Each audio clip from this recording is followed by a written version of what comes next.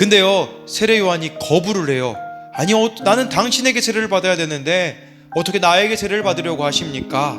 라고 말하는 것이죠. 예. 근데요, 여러분, 이 그러니까 예수님의 의는 무엇입니까? 여기 15절에 모든 의를 이루는 게 합당하다라는 것은 예수님이 죄인의 모습으로 세례받는 것이 하나님의 뜻이었다라는 것이죠. 여러분, 우리가 예수님을 믿는다라는 것은 이런 의예요. 무슨 의냐? 자기를 부인하는 의, 자기를 낮추는 의, 내가 하고 싶지 않는 일인데 순종하는 의가 예수님의 의인 거죠.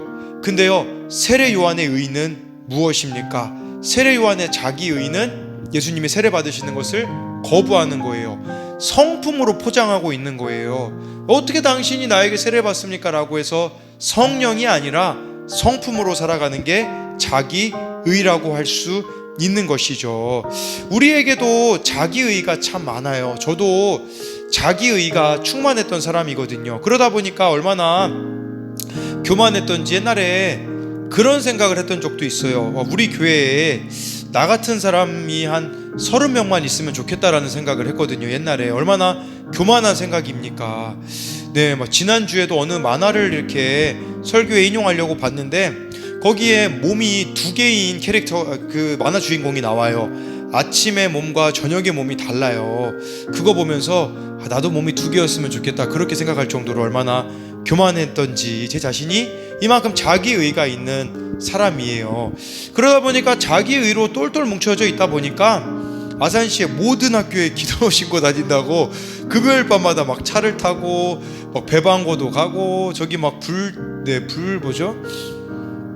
내가 설화하고도 가고, 네, 불당은 뭐 천안이니까 저의 구역이 아니기 때문에 안 갔지만 아무튼 막 오바를 했어요. 그러다가 어느 날은 이런 생각이 드는 거예요. 내가 좀 더 뭔가 희생을 하면 하나님이 다음 세대들 돌아오게 해주시겠지. 그래서 말도 안 되는 짓을 했어요. 제가 걸어서 어느 청년하고 오목초등학교까지를 걸어간 거예요. 걸어가니까 오목초등학교가 얼마나 뭐냐면 가는데 2시간, 오는데 2시간. 그래서 새벽 거의 2시에 여기 다시 돌아왔거든요. 그러면서 그 청년하고 돌아오면서 뭐라고 얘기했냐면, 예수님이 십자가에 못 박히실 때 어떤 고통인지 좀 알겠다, 뭐 이런 얘기를 하고 앉았거든요. 이건 자기의예요. 자기의. 왜 그러냐면 그렇게 4시간 왔다 갔다 할 게 아니라 그냥 안 나오고 있는 데 가서 만나면 되거든요. 그러니까 이거는 저에게 안 부담스러운 거예요. 학교 앞에 가가지고 기도하는 건 안 부담스러우니까 4시간을 투자해서 하는 거죠. 그러나 안 나오고 있는 아이들 가서 만나는 것은 부담스러우니까 안 하는 모습이 자기의인 거죠. 자기의가 뭔지 아세요? 성품으로 한다라는 게 무슨 말인 줄 아세요? 이거예요.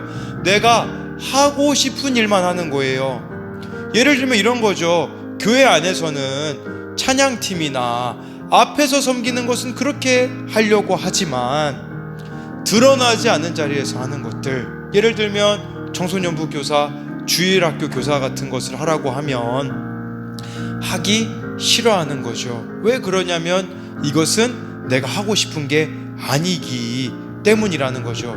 그러나 예수님의 의는 무엇입니까? 십자가까지 이루신 분이잖아요. 십자가에서 죽음까지 이루신 분이잖아요. 예수님의 의는요, 성품이 아니라 성령으로 하는 거예요. 성령으로 하는 것은 내가 너무 하고 싶지 않은 일이지만 말씀으로 내 자신을 죽이고 기도로 내 자신을 죽임으로써 순종하는 것이 예수님의 의라는 것이겠죠.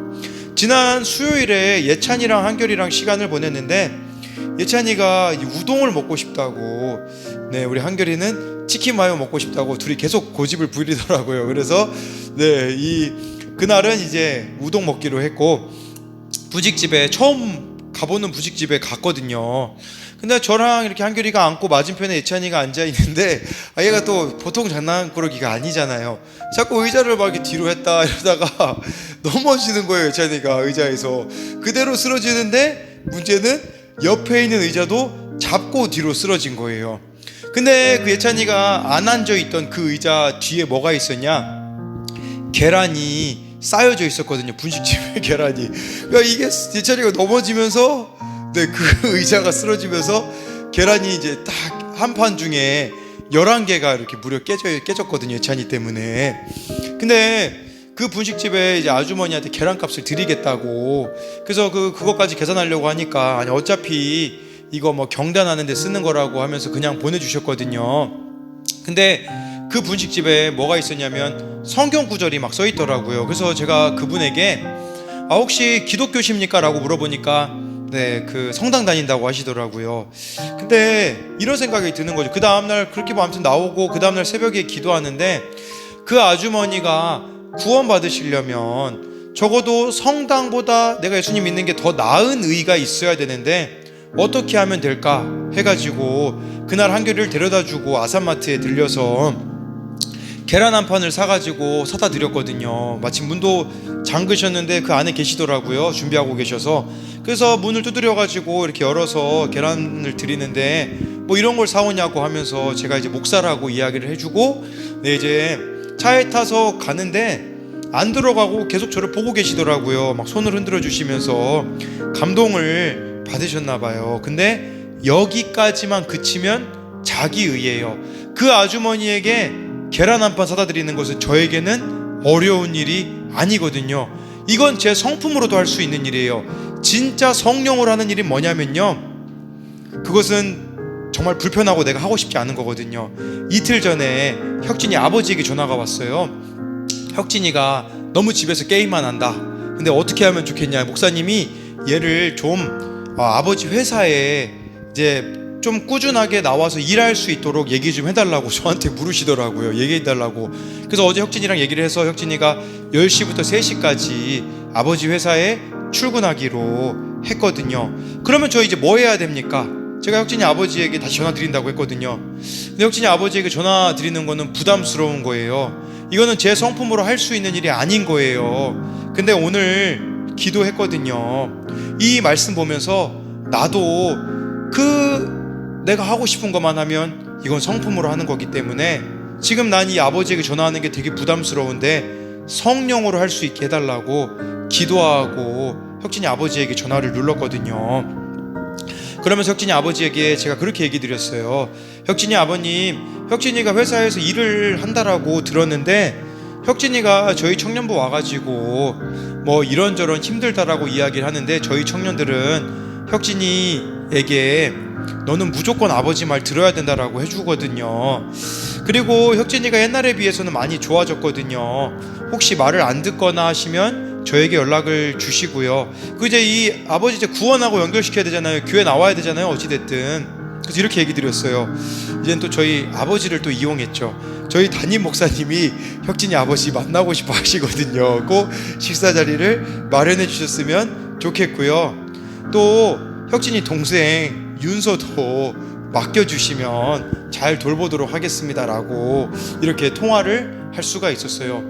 사실 저의 성품으로는요 불가능한 일이거든요. 근데 성령이 하신 거라고 말씀드리는 거예요. 마찬가지로 정말 우리가 예수님 모실 길을 준비한다면요, 많은 사람들이 하나님과의 관계는 좋아해요. 뭐 말씀도 많이 읽고 기도도 많이 하고, 근데 많은 사람들이 어디서 신앙에 뒤틀림이 있는 줄 아십니까? 영혼 구원하는 데는 거기서 많이 무너지더라고요. 하나님을 정말 사랑한다고 하지만 나를 낮춰야 되는 그 한 영혼 찾아가고 그 영혼의 구원을 위하여서 나의 삶을 낮추는 것은 싫어하더라고요. 여러분, 이것은 참된 신앙이 아니에요. 반쪽 신앙이라는 것이에요. 또 오늘 세례 요한을 통하여서 우리가 배워야 되는 것은, 우리들의 예수님 오실 길을 준비한 이 세례 요한이 예수님이 이 땅에 다시 오신다고 했잖아요. 우리도 그 예수님을 준비하는 자가 되려면 어떻게 해야 되냐면요, 단순해지셔야 합니다.